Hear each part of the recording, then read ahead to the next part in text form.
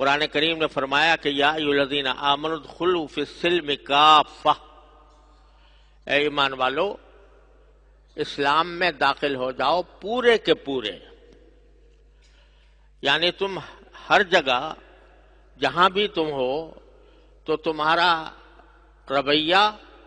اسلامی احکام کے مطابق ہونا چاہیے، عقیدہ درست ہو۔ عقیدے میں یہ تو ہم کہہ دیتے ہیں الحمدللہ، سب مسلمان ایمان رکھتے ہیں کہ لا الہ الا اللہ، اللہ تبارک و تعالیٰ کے سوا کوئی معبود نہیں،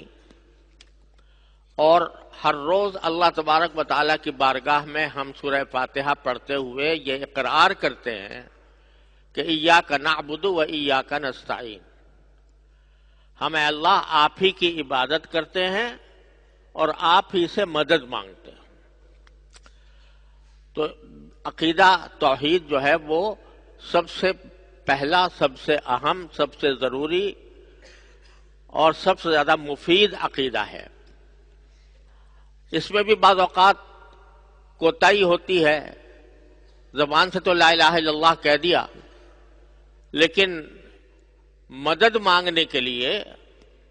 اور اپنی حاجات کو طلب کرنے کے لیے بعض اوقات لوگوں کے اندر یہ وبا پھیل چکی ہے کہ جا کے قبروں سے،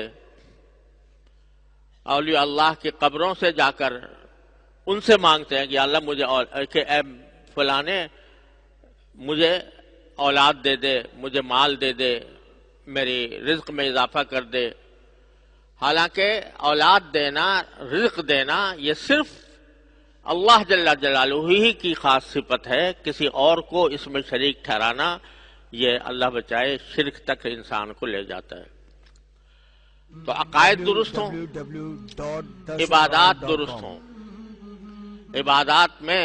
پانچوں عبادتیں ہم آپ سب جانتے ہیں، ان کو صحیح طریقے سے اللہ تعالیٰ کے حکم کے مطابق ادا کیا